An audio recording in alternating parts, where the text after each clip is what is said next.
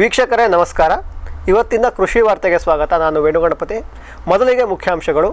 ತರಕಾರಿ ಬೀಜಗಳ ಕಿಟ್ ವಿತರಣೆಗೆ ಅರ್ಜಿ ಆಹ್ವಾನ. ಸೋಯಾಬೀನ್ ಮತ್ತು ಶೇಂಗಾ ಖರೀದಿಯ ಗಡುವನ್ನು ವಿಸ್ತರಿಸಿದ ಕೇಂದ್ರ ಕೃಷಿ ಮತ್ತು ರೈತ ಕಲ್ಯಾಣ ಸಚಿವರು. ಕೃಷಿ ತಂತ್ರಜ್ಞಾನ ವಲಯದ ಮಾರುಕಟ್ಟೆ ಮೌಲ್ಯ 2029ರವರೆಗೆ $227 ಬಿಲಿಯನ್ ನಷ್ಟಾಗಲಿದೆ ಎಂದ ವರದಿ. ನೂತನ ಕೃಷಿ ನೀತಿಯನ್ನು ಹೊರಡಿಸಿದ ಗೋವಾ ರಾಜ್ಯ ಸರ್ಕಾರ. ಆಹಾರ ಧಾನ್ಯಗಳ ಗೋದಾಮಿನ ಪ್ರಮಾಣ ಹೆಚ್ಚಾಗಿದೆ ಎಂದ ಕೃಷಿ ಮತ್ತು ರೈತ ಕಲ್ಯಾಣ ಇಲಾಖೆ. ಭೌಗೋಳಿಕ ಸೂಚ್ಯಂಕ ಹೊಂದಿರುವ ಭತ್ತದ ರಫ್ತಿಗೆ HS ಕೋಡ್ ಬಳಸಲು ಯೋಚಿಸುತ್ತಿರುವ ಭಾರತ. ಇದೀಗ ವಾರ್ತೆಗಳ ವಿವರ. ತರಕಾರಿ ಬೀಜಗಳ ಕಿಟ್ ವಿತರಣೆಗೆ ಅರ್ಜಿ ಆಹ್ವಾನ. ರೈತರಲ್ಲಿ ತರಕಾರಿಗಳನ್ನು ಹೆಚ್ಚು ಪ್ರಚಲಿತಗೊಳಿಸಲು ಶಿಕಾರಿಪುರ ತಾಲೂಕು ತೋಟಗಾರಿಕಾ ಇಲಾಖೆ ಉಚಿತವಾಗಿ ಬೀಜಗಳ ಕಿಟ್ಟನ್ನು ನೀಡಲಿದೆ. ಇದಕ್ಕಾಗಿ ಪರಿಶಿಷ್ಟ ಜಾತಿ, ಪರಿಶಿಷ್ಟ ಪಂಗಡದ ಸಣ್ಣ ಮತ್ತು ಅತಿ ಸಣ್ಣ ರೈತರಿಂದ ಅರ್ಜಿ ಆಹ್ವಾನಿಸಲಾಗಿದೆ. 2,000 ರೂಪಾಯಿ ಬೆಲೆ ಬಾಳುವ ತರಕಾರಿ ಕಿಟ್ ಇದಾಗಿದ್ದು ಉಚಿತವಾಗಿ ರೈತರಿಗೆ ನೀಡಲಾಗುವುದು. ಆಸಕ್ತ ರೈತರು ಶಿಕಾರಿಪುರದ ತೋಟಗಾರಿಕಾ ಇಲಾಖೆಯಿಂದ ಅರ್ಜಿಯನ್ನು ಪಡೆದುಕೊಂಡು ಭರ್ತಿ ಮಾಡಬೇಕು. ಅರ್ಜಿಯ ಜೊತೆಗೆ ಪಹಣಿ, ಜಾತಿ ಪ್ರಮಾಣ ಪತ್ರ, ಆಧಾರ್ ಕಾರ್ಡ್ ಮತ್ತು ಬ್ಯಾಂಕ್ ಖಾತೆಯ ನಕಲಿ ಪ್ರತಿಯನ್ನು ಸಹ ತೋಟಗಾರಿಕಾ ಇಲಾಖೆಗೆ ಕೊಡತಕ್ಕದ್ದು. ಫೆಬ್ರವರಿ 21ರಿಂದ ಉಚಿತ ಬೀಜದ ಕಿಟ್ಗಳನ್ನು ವಿತರಿಸಲಾಗುವುದು ಎಂದು ಹಿರಿಯ ಸಹಾಯಕ ತೋಟಗಾರಿಕಾ ನಿರ್ದೇಶಕರು ಪ್ರಕಟಣೆಯಲ್ಲಿ ತಿಳಿಸಿದ್ದಾರೆ. ಹೆಚ್ಚಿನ ಮಾಹಿತಿಗೆ ಕೆಳಗೆ ಕಾಣುತ್ತಿರುವ ಸಂಖ್ಯೆಗಳಿಗೆ ಕರೆ ಮಾಡಿ. ಸೋಯಾಬೀನ್ ಮತ್ತು ಶೇಂಗಾ ಖರೀದಿಯ ಗಡುವನ್ನು ವಿಸ್ತರಿಸಿದ ಕೇಂದ್ರ ಕೃಷಿ ಮತ್ತು ರೈತ ಕಲ್ಯಾಣ ಸಚಿವರು. ಶೇಂಗಾ ಮತ್ತು ಸೋಯಾ ಸೇರಿದಂತೆ ಬಹಳಷ್ಟು ಎಣ್ಣೆಕಾಳುಗಳ ಖರೀದಿ ಪ್ರಕ್ರಿಯೆ ಮಂದಗತಿಯಲ್ಲಿ ಸಾಗಿದೆ. ಅಂದುಕೊಂಡಷ್ಟನ್ನು ಖರೀದಿಸಲು ಕೇಂದ್ರಕ್ಕೆ ಸಾಧ್ಯವಾಗಿಲ್ಲ. ಆದ್ದರಿಂದ ಇವುಗಳ ಖರೀದಿಯ ಗಡುವನ್ನು ಇನ್ನಷ್ಟು ದಿನಗಳ ಕಾಲ ಏರಿಸಲು ಕೇಂದ್ರ ಕೃಷಿ ಮತ್ತು ರೈತ ಕಲ್ಯಾಣ ಇಲಾಖೆ ನಿರ್ಧರಿಸಿದೆ. ಮಹಾರಾಷ್ಟ್ರದಿಂದ ಖರೀದಿಸಲಾಗುತ್ತಿರುವ ಸೋಯಾಬೀನ್ ಗಡುವನ್ನು 24 ದಿನಗಳ ಕಾಲ, ತೆಲಂಗಾಣದ ಖರೀದಿ ಪ್ರಕ್ರಿಯೆಯನ್ನು 15 ದಿನಗಳ ತನಕ ವಿಸ್ತರಿಸಲಾಗಿದೆ. ಕರ್ನಾಟಕದಿಂದ ಇನ್ನು 25 ದಿನಗಳ ತನಕ ಸರ್ಕಾರ ಶೇಂಗಾವನ್ನು ಖರೀದಿಸಲಿದೆ. ಗುಜರಾತ್ನಲ್ಲೂ ಸಹ ಖರೀದಿ ಪ್ರಕ್ರಿಯೆ ಇನ್ನು 6 ದಿನಗಳ ಕಾಲ ಹೆಚ್ಚಿಗೆ ಮಾಡಲಾಗಿದೆ. ಕೇಂದ್ರದ ಈ ನಿರ್ಧಾರವನ್ನು ತಿಳಿಸುತ್ತಾ ಮಾತನಾಡಿದ ಶ್ರೀ ಶಿವರಾಜ್ ಸಿಂಗ್ ಚೌಹಾಣ್ ಅವರು, ಖರೀದಿ ಗಡುವು ವಿಸ್ತರಣೆಯಿಂದ ರೈತರಿಂದ ಹೆಚ್ಚಿಗೆ ಎಣ್ಣೆಕಾಳುಗಳನ್ನು ಖರೀದಿಸಲು ಸಾಧ್ಯವಾಗುತ್ತದೆ. ಸದ್ಯದ ಮಟ್ಟಿಗೆ ಸುಮಾರು 8,46,251 ರೈತರಿಂದ 19.99 ಲಕ್ಷ ಟನ್ ಸೋಯಾಬೀನ್ ಹಾಗೂ 4,75,183 ರೈತರಿಂದ 15.73 ಲಕ್ಷ ಟನ್ ಶೇಂಗಾವನ್ನು ಖರೀದಿಸಲಾಗಿದೆ. ಈ ಪ್ರಮಾಣವನ್ನು ಇನ್ನಷ್ಟು ಏರಿಸುವ ಯೋಚನೆ ನಮ್ಮದು ಎಂದರು. ಕೃಷಿ ತಂತ್ರಜ್ಞಾನ ವಲಯದ ಮಾರುಕಟ್ಟೆ ಮೌಲ್ಯ 2029ರವರೆಗೆ $227 ಬಿಲಿಯನ್ ನಷ್ಟಾಗಲಿದೆ ಎಂದ ವರದಿ. 2024ರಲ್ಲಿ ಕೃಷಿ ತಂತ್ರಜ್ಞಾನ ವಲಯದ ಮಾರುಕಟ್ಟೆ ಮೌಲ್ಯ $148.4 ಬಿಲಿಯನ್ ಇದೆ. ಇದು ಮುಂದಿನ 5 ವರ್ಷಗಳಲ್ಲಿ ಬೃಹತ್ ಬೆಳವಣಿಗೆ ಹೊಂದಿ ಸುಮಾರು $227.1 ಬಿಲಿಯನ್ ನಷ್ಟಾಗಲಿದೆ ಎಂದು ಮಾರ್ಕೆಟ್ಸ್ ಆ್ಯಂಡ್ ಮಾರ್ಕೆಟ್ಸ್ ವರದಿ ಮಾಡಿದೆ. ಇತ್ತೀಚಿನ ವರ್ಷಗಳಲ್ಲಿ ಜಗತ್ತಿನಾದ್ಯಂತ ಬಹು ಅಂತಸ್ತಿನ ಕೃಷಿ, ತಳಿ ಅಭಿವೃದ್ಧಿ, ಜೈವಿಕ ತಂತ್ರಜ್ಞಾನ, ಪುನರುತ್ಪಾದಕ ಕೃಷಿ, ಶಿಥಿಲ ಸರಪಳಿ ನಿರ್ವಹಣೆ, ನಿಖರ ಕೃಷಿ, ಚತುರ ನೀರಾವರಿ, ಕೃಷಿ ಡ್ರೋನ್, ಕೃತಕ ಬುದ್ಧಿಮತ್ತೆ, ಡ್ರೈವರ್ ರಹಿತ ಟ್ರ್ಯಾಕ್ಟರ್ ಮುಂತಾದ ಆಧುನಿಕ ತಂತ್ರಜ್ಞಾನಗಳು ಕೃಷಿಕರ ನಡುವೆ ಹೆಚ್ಚು ಪ್ರಸಿದ್ಧವಾಗತೊಡಗಿದವೆ. ಇವುಗಳ ಬಳಕೆ ಇನ್ನಷ್ಟು ಹೆಚ್ಚಲಿದ್ದು ಮುಂದಿನ 5 ವರ್ಷಗಳಲ್ಲಿ ಭಾರೀ ಬೇಡಿಕೆ ಬರಲಿದೆ ಎಂದು ವರದಿಯಲ್ಲಿ ಉಲ್ಲೇಖಿಸಲಾಗಿದೆ. ಕೃತಕ ಬುದ್ಧಿಮತ್ತೆ, ಸ್ವಯಂಚಾಲಿತ ವ್ಯವಸ್ಥೆ ರೈತರಿಗೆ ಬಹುಬೇಡಿಕೆ ಇರುವ ತಂತ್ರಜ್ಞಾನಗಳಾಗಿವೆ. ಕೇವಲ ಮುಂದುವರೆದ ರಾಷ್ಟ್ರಗಳಲ್ಲೊಂದೇ ಅಲ್ಲದೆ ಬೆಳವಣಿಗೆ ಹೊಂದುತ್ತಿರುವ ದೇಶಗಳಲ್ಲೂ ಸಹ ಕೃಷಿ ಆಧುನಿಕತೆಯೊಡೆಗೆ ಸಾಗುತ್ತಿರುವುದು ಕೃಷಿ ತಂತ್ರಜ್ಞಾನ ವಲಯಕ್ಕೆ ಎಲ್ಲಿಲ್ಲದ ಬೇಡಿಕೆ ತಂದುಕೊಟ್ಟಿದೆ ಎಂದು ಮಾರ್ಕೆಟ್ಸ್ ಆ್ಯಂಡ್ ಮಾರ್ಕೆಟ್ಸ್ ತಿಳಿಸಿದೆ. ನೂತನ ಕೃಷಿ ನೀತಿಯನ್ನು ಹೊರಡಿಸಿದ ಗೋವಾ ರಾಜ್ಯ ಸರ್ಕಾರ. ರಾಜ್ಯದಲ್ಲಿ ಕೃಷಿಯನ್ನು ಉತ್ತೇಜಿಸುವ ಸಲುವಾಗಿ ಗೋವಾ ಸರ್ಕಾರ ಹೊಸದಾದ ಅಮೃತ್ ಕಲ್ ಕೃಷಿ ನೀತಿಯನ್ನು ಸಿದ್ಧಪಡಿಸಿದೆ. ಗೋವಾದಲ್ಲಿ ಶತಮಾನಗಳಿಂದ ಮಾಡಿಕೊಂಡು ಬರುತ್ತಿರುವ ಸಾಂಪ್ರದಾಯಿಕ ಪದ್ಧತಿಯನ್ನು ಅನುಸರಿಸುತ್ತದೆ ಆಧುನಿಕತೆಯೆಡೆಗೆ ಸಾಗಲು ಈ ನೀತಿ ಸಹಕಾರ ಮಾಡುತ್ತದೆ. ರಾಜ್ಯದಾದ್ಯಂತ ಉತ್ತಮ ಕೃಷಿ ಉತ್ಪನ್ನಗಳ ಸಾಗಣೆ ವ್ಯವಸ್ಥೆಯನ್ನು ಸರ್ಕಾರ ರೂಪಿಸಲಿದೆ. ಇದರಿಂದ ಕೊಯ್ಲೋತ್ತರ ನಷ್ಟ ಕಡಿಮೆಯಾಗಿ ರೈತರಿಗೆ ಲಾಭವಾಗಲಿದೆ. ಗೋವಾ ಈಗಾಗಲೇ ಪ್ರವಾಸೋದ್ಯಮದಲ್ಲಿ ಬಹಳ ಮುಂದುವರೆದಿದೆ. ಇದೇ ರೀತಿ ಕೃಷಿ ಪ್ರವಾಸವನ್ನು ಸಹ ಒಂದು ಅತಿ ಮುಖ್ಯ ಆಕರ್ಷಣೆಯಾಗಿಸುವ ನಿಟ್ಟಿನಲ್ಲಿ ನೂತನ ಕೃಷಿ ನೀತಿ ಕಾರ್ಯನಿರ್ವಹಿಸಲಿದೆ. ರಾಜ್ಯದಲ್ಲಿ ಈಗಾಗಲೇ ಗೋಡಂಬಿ, ಮಾವು, ಅಡಿಕೆಯಂತಹ ವಾಣಿಜ್ಯ ಬೆಳೆಗಳನ್ನು ಬೆಳೆಯಲಾಗುತ್ತಿದೆ. ಅದರ ಜೊತೆಗೆ ಬೆಣ್ಣೆಹಣ್ಣು, ದ್ರಾಕ್ಷಿ, ರಂಬುತಾನ್ಗಳನ್ನು ಸಹ ರೈತರಿಗೆ ಪರಿಚಯಿಸಲು ಮತ್ತು ರಫ್ತಿನ ಗುಣಮಟ್ಟದ ಉತ್ಪನ್ನಗಳನ್ನು ಪಡೆಯಲು ಹೊಸ ನೀತಿ ಅನುವು ಮಾಡಿಕೊಡಲಿದೆ. ಈ ನೀತಿಯ ಬಗ್ಗೆ ಮಾಧ್ಯಮದವರ ಜೊತೆಗೆ ಮಾತನಾಡುತ್ತಾ ಗೋವಾದ ಮುಖ್ಯಮಂತ್ರಿಗಳಾದ ಶ್ರೀ ಪ್ರಮೋದ್ ಸಾವಂತ್ ಅವರು, ಹೊಸ ಕೃಷಿ ನೀತಿಯಿಂದ ರೈತರಿಗೆ ಬಹಳಷ್ಟು ಸಹಾಯವಾಗಲಿದೆ. ಹೊಸ ರೈತ ಕಲ್ಯಾಣ ಕಾಯ್ದೆ ಅಡಿಯಲ್ಲಿ ದೇವಸ್ಥಾನ, ಚರ್ಚ್ ಅಥವಾ ಯಾವುದೇ ಟ್ರಸ್ಟ್ನ ಅಡಿಯಲ್ಲಿ ಬರುವ ಕೃಷಿ ಜಮೀನುಗಳಿಗೂ ಸಹ ಸಬ್ಸಿಡಿಯನ್ನು ನೀಡಲಿದ್ದೇವೆ. ಕಾರ್ಖಾನೆಯ ತ್ಯಾಜ್ಯವನ್ನು ಕೃಷಿ ಭೂಮಿಗೆ ಬಿಡುವವರ ವಿರುದ್ಧ ಕಠಿಣ ಕ್ರಮವನ್ನು ಕೈಗೊಳ್ಳಲಾಗುವುದು. ರೈತ ಕಲ್ಯಾಣ ನಿಧಿಯನ್ನು ಸ್ಥಾಪಿಸುವುದು ಮುಂತಾದ ವಿಷಯಗಳ ಬಗ್ಗೆ ಈ ನೀತಿಯಲ್ಲಿ ಉಲ್ಲೇಖವಿದೆ ಎಂದರು. ಇದೀಗ ಒಂದು ವಾಣಿಜ್ಯ ವಿರಾಮ.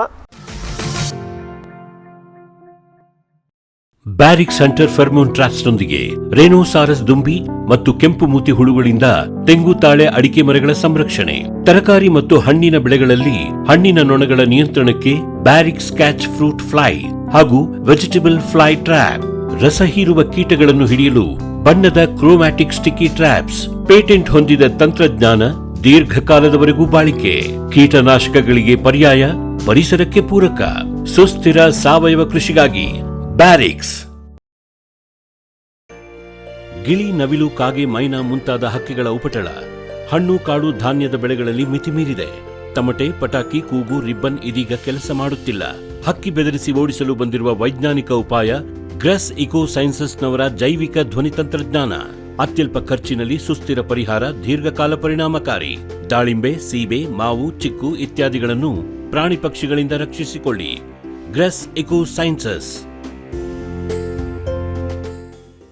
ದಿಲೀಪ್ ಕುಮಾರ್ ಅವರ ಸ್ಟಾರ್ ಇಂಡಸ್ಟ್ರೀಸ್. ಒಣ ಚಾಲಿ ಅಡಿಕೆ ಸುಲಿಯುವುದು ಈಗ ಹಿಂದೆಂದಿಗಿಂತ ಸುಲಭ, ಅಗ್ಗ. ಸ್ವಚ್ಛ ಸುಲಿತ ಅಡಿಕೆಗೆ ಹಾನಿ ಕಡಿಮೆ. 14 ವರ್ಷಗಳಿಂದ ಮಲೆನಾಡಲ್ಲಿ ಜನಪ್ರಿಯ. ಗಂಟೆಗೆ 40ರಿಂದ 350 ಕಿಲೋಗ್ರಾಂ ಸುಲಿಯುವ ಮಾದರಿಗಳು ತೋಟಗಾರಿಕೆ ಇಲಾಖೆಯಿಂದ subsidy. Star mini rice mill ಗಂಟೆಗೆ 5ರಿಂದ 10 ಕ್ವಿಂಟಾಲ್ ಮಿಲ್ಲಿಂಗ್ ಕೃಷಿ ಇಲಾಖೆಯಿಂದ ಸಬ್ಸಿಡಿ. ಸ್ಟಾರ್ ರೊಟ್ಟಿ ಮಾಡುವ ಯಂತ್ರ, ಸಿಂಗಲ್ ಫೇಸ್ ಮನೆ ವಿದ್ಯುತ್ ಗಂಟೆಗೆ 120ರಿಂದ 500 ರೊಟ್ಟಿ ಸಿದ್ಧ. Star associated industries, Belagavi. ಮಂಗ, ಹಂದಿ, ಕಾಡೆಮ್ಮೆ, ಜಿಂಕೆ, ಆನೆ ಮುಂತಾದ ವನ್ಯಪ್ರಾಣಿಗಳ ಕಾಟದಿಂದ ಬೇಸತ್ತಿದ್ದೀರಾ? ಚಿಂತಿಸಬೇಡಿ. ಗ್ರಸ್ ಇಕೋ ಸೈನ್ಸಸ್ ಅವರ ಜೈವಿಕ ಧ್ವನಿ ತಂತ್ರಜ್ಞಾನ ನಿಮ್ಮ ನೆರವಿಗಿದೆ. ಕಾಫಿ, ಕೋಕೋ, ತೆಂಗು, ಅಡಿಕೆ, ದಾಳಿಂಬೆ, ಬಾಳೆ, ಹೂ, ಹಣ್ಣು, ತರಕಾರಿ, ಭತ್ತ, ಕಬ್ಬು ಬೆಳೆ ಸಂರಕ್ಷಿಸಿ. ಅಂತಾರಾಷ್ಟ್ರೀಯ ತಂತ್ರಜ್ಞಾನ, ಕೈಗೆಟುಕುವ ಬೆಲೆ. ಏರ್ಪೋರ್ಟ್ ಅಳವಡಿಸಿದ ತಂತ್ರಜ್ಞಾನ ಈಗ ನಿಮ್ಮ ತೋಟ ರಕ್ಷಣೆಗೆ. Grass eco sciences.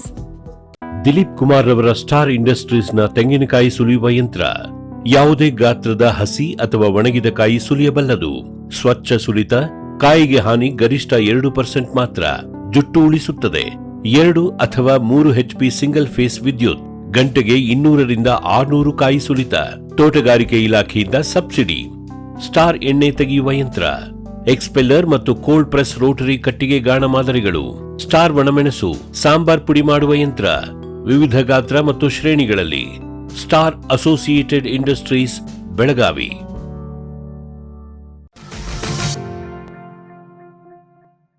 ವಿರಾಮದ ನಂತರ ಕೃಷಿ ವಾರ್ತೆಗೆ ಮತ್ತೊಮ್ಮೆ ಸ್ವಾಗತ. ಆಹಾರ ಧಾನ್ಯಗಳ ಗೋದಾಮಿನ ಪ್ರಮಾಣ ಹೆಚ್ಚಾಗಿದೆ ಎಂದ ಕೃಷಿ ಮತ್ತು ರೈತ ಕಲ್ಯಾಣ ಇಲಾಖೆ. 2024ರ ಮುಂಗಾರಿನಲ್ಲಿ ಬಿತ್ತಿದ್ದ ಬೆಳೆಗಳು ಬಂಪರ್ ಇಳುವರಿಯನ್ನು ಕೊಟ್ಟಿದ್ದವು. ಸರ್ಕಾರ ಸಹ ಇದರ ಲಾಭವನ್ನು ಪಡೆದುಕೊಂಡು ಕನಿಷ್ಠ ಬೆಂಬಲ ಬೆಲೆ ಅಡಿಯಲ್ಲಿ ರೈತರಿಂದ ನೇರವಾಗಿ ಖರೀದಿಸುವುದನ್ನು ಹೆಚ್ಚಿಗೆ ಮಾಡಿತ್ತು. ಇದರ ಪರಿಣಾಮ ಹಿಂದಿನ ವರ್ಷಕ್ಕೆ ಹೋಲಿಸಿದರೆ ಆಹಾರ ಧಾನ್ಯಗಳ ಗೋದಾಮು ಹೆಚ್ಚಳವಾಗಿದೆ. ಹಿಂದಿನ ವರ್ಷ ಗೋಧಿಯ ಕೊರತೆ ಹೆಚ್ಚಾಗಿದ್ದರಿಂದ ಸರ್ಕಾರ ದಾಖಲೆ ಪ್ರಮಾಣದ ಅಂದರೆ 10 ಮಿಲಿಯನ್ ಟನ್ ಗೋಧಿಯನ್ನು ಉಗ್ರಾಣದಿಂದ ಹೊರತೆಗೆದಿತ್ತು. ಇದು ಇನ್ನಷ್ಟು ಗೋಧಿಯನ್ನು ವಾಪಸ್ ರೈತರಿಂದ ಖರೀದಿಸಲು ನೆರವು ಮಾಡಿದೆ. ಕೇವಲ ಪಂಜಾಬ್ ಮತ್ತು ಹರಿಯಾಣದಿಂದ ಮಾತ್ರವಲ್ಲದೆ ಈ ಬಾರಿ ಉತ್ತರ ಪ್ರದೇಶ, ಛತ್ತೀಸ್ಗಢ, ಒರಿಸ್ಸಾದಲ್ಲೂ ಸಹ ತನ್ನ ಭತ್ತ ಖರೀದಿ ಗುರಿಯನ್ನು ಸರ್ಕಾರ ತಲುಪಿದೆ. ಇದೆಲ್ಲದರ ಪರಿಣಾಮವಾಗಿ ಭಾರತೀಯ ಆಹಾರ ನಿಗಮದ ಉಗ್ರಾಣದಲ್ಲಿ ಹಿಂದಿನ ವರ್ಷಕ್ಕೆ ಹೋಲಿಸಿದರೆ ಭತ್ತ ಮತ್ತು ಗೋಧಿಯ ಉಗ್ರಾಣ ಹೆಚ್ಚಾಗಿದೆ. ಒಟ್ಟಾರೆ 16.7 ಮಿಲಿಯನ್ ಟನ್ ಗೋಧಿಯನ್ನು ಸಂಗ್ರಹಿಸಿ ಇಡಲಾಗಿದೆ. ಇದು ಹಿಂದಿನ ವರ್ಷ ಇದ್ದ 13.17 ಮಿಲಿಯನ್ ಟನ್ಗಿಂತ 17% ಹೆಚ್ಚು. ಇನ್ನು ಭತ್ತ, ಗೋಧಿ ಮತ್ತು ಅಕ್ಕಿಯ ಒಟ್ಟು ಗೋದಾಮು 83.78 ಮಿಲಿಯನ್ ಟನ್ನಷ್ಟಿದೆ. ಇದೂ ಸಹ ಹಿಂದಿನ ವರ್ಷಕ್ಕಿಂತ 18% ಹೆಚ್ಚು. ಗೋದಾಮು ಅಧಿಕವಾಗಿರುವುದರಿಂದ ಈ ವರ್ಷದ ಅಂತ್ಯದಲ್ಲಿ ಮಾರುಕಟ್ಟೆಯಲ್ಲಿ ಉಂಟಾಗುವ ಅರಾಜಕತೆಯನ್ನು ಮಟ್ಟ ಹಾಕಲು ಸರ್ಕಾರಕ್ಕೆ ಸುಲಭವಾಗಲಿದೆ ಎನ್ನಲಾಗಿದೆ. ಭೌಗೋಳಿಕ ಸೂಚ್ಯಂಕ ಹೊಂದಿರುವ ಭತ್ತದ ರಫ್ತಿಗೆ HS ಕೋಡ್ ಬಳಸಲು ಯೋಚಿಸುತ್ತಿರುವ ಭಾರತ. ಕೇಂದ್ರ ಸರ್ಕಾರ ದೇಶೀಯ ಬೇಡಿಕೆಗೆ ಅನುಗುಣವಾಗಿ ಭತ್ತದ ರಫ್ತನ್ನು ನಿರ್ಧರಿಸುತ್ತದೆ. ಬಾಸುಮತಿ ಭತ್ತದ ರಫ್ತಿಗೆ ಹಸಿರು ನಿಶಾನೆ ತೋರಿದರೂ ಸಹ ಸಾಮಾನ್ಯ ಭತ್ತದ ರಫ್ತನ್ನು ಬಹಳಷ್ಟು ಬಾರಿ ನಿಷೇಧಿಸಲಾಗಿದೆ. ಆದರೆ ರಫ್ತನ್ನು ನಿಷೇಧಿಸಿದ್ದರೂ ಸಹ ಹೊರದೇಶಗಳಿಗೆ ಬಾಸುಮತಿ ಅಲ್ಲದ ಭತ್ತವನ್ನು ಕಳಿಸುವ ವ್ಯವಸ್ಥೆಯನ್ನು ಮಾಡಲು ಕೇಂದ್ರ ಹಣಕಾಸು ಸಚಿವಾಲಯ ನಿರ್ಧರಿಸಿದೆ. ಭಾರತದ ಕೆಲವೇ ನಿರ್ದಿಷ್ಟ ಪ್ರದೇಶದಲ್ಲಿ ಬೆಳೆಯುವ ಭೌಗೋಳಿಕ ಸೂಚ್ಯಂಕ ದೊರೆತಿರುವ ಭತ್ತಗಳಿಗೆ ವಿದೇಶದಲ್ಲಿ ಭಾರೀ ಬೇಡಿಕೆ ಇದೆ. ಇಂತಹ ಭತ್ತದ ತಳಿಗಳಿಗೆ ಹಾರ್ಮೋನೈಸ್ಡ್ ಸಿಸ್ಟಮ್ ಕೋಡ್ ಅಥವಾ HS ಕೋಡನ್ನು ನೀಡಲು ಯೋಚಿಸಲಾಗುತ್ತಿದೆ.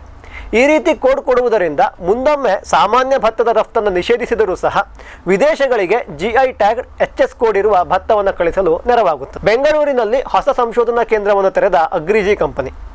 ಸಂಸ್ಕರಿಸಿದ ಆಹಾರ ಪದಾರ್ಥವನ್ನು B2B ಮಾದರಿಯಲ್ಲಿ ಮಾರುವ ಸಂಸ್ಥೆ ಅಗ್ರಿಜಿ ಇದೀಗ ತನ್ನ ವ್ಯಾಪಾರ ವಹಿವಾಟನ್ನು ವೃದ್ಧಿಸಲು ಬೆಂಗಳೂರಿನಲ್ಲಿ ಹೊಸದಾಗಿ ಸಂಶೋಧನಾ ಕೇಂದ್ರವನ್ನು ತೆರೆದಿದೆ. HSR ಲೇಔಟ್ನಲ್ಲಿ ಈ ಪ್ರಯೋಗಾಲಯ ಇದ್ದು ಇಲ್ಲಿ ಸಂಸ್ಕರಿಸಿದ ಪದಾರ್ಥಗಳನ್ನು ಮಾಡುವ ಬಗ್ಗೆ, ಗಿಡಮೂಲಿಕೆಗಳ ಸಾರ ತೆಗೆದು ಮಾರುಕಟ್ಟೆ ಮಾಡುವ ಬಗ್ಗೆ, ಸಾವಯವ ಉಪ ಉತ್ಪನ್ನಗಳ ತಯಾರಿ, ಸಿರಿಧಾನ್ಯದಿಂದ ಮಾಡಿದ ಆರೋಗ್ಯ ಪೇಯವನ್ನು ಮಾಡುವ ಬಗ್ಗೆ ಸಂಶೋಧನೆಯಾಗಲಿದೆ. ತಾವು ತಯಾರಿಸುವ ಪ್ರತಿಯೊಂದು ಉತ್ಪನ್ನದ ಹಿಂದೆ ಸಂಶೋಧನೆಯ ಪುರಾವೆ ಇರಬೇಕು. ಗ್ರಾಹಕರು ಇತ್ತೀಚಿನ ದಿನಗಳಲ್ಲಿ ರುಚಿಯ ಜೊತೆಗೆ ಆರೋಗ್ಯದ ಕಡೆಗೂ ಸಹ ಹೆಚ್ಚಿನ ಗಮನ ಹರಿಸುತ್ತಿದ್ದಾರೆ. ಅದಕ್ಕೆ ಆರೋಗ್ಯಕ್ಕೆ ಒಳ್ಳೆಯದಾದ ಸಂಸ್ಕರಿಸಿದ ಪದಾರ್ಥಗಳನ್ನು ತಯಾರಿಸಲು ಈ ಸಂಶೋಧನಾ ಕೇಂದ್ರ ನೆರವಾಗುತ್ತದೆ ಎಂದು ಕಂಪನಿಯ ಮುಖ್ಯಸ್ಥ ಶ್ರೀ ವಿಕ್ಕಿ ದೊಡಾನಿಯವರು ತಿಳಿಸಿದರು. ಇವಿಷ್ಟು ಇವತ್ತಿನ ಕೃಷಿ ವಾರ್ತೆ. ಕೃಷಿಯ ನಿರಂತರ ಕಾರ್ಯಕ್ರಮಗಳಿಗಾಗಿ ವೀಕ್ಷಿಸಿ ಫಾರಂ ಟಿವಿ. ನಮಸ್ಕಾರ.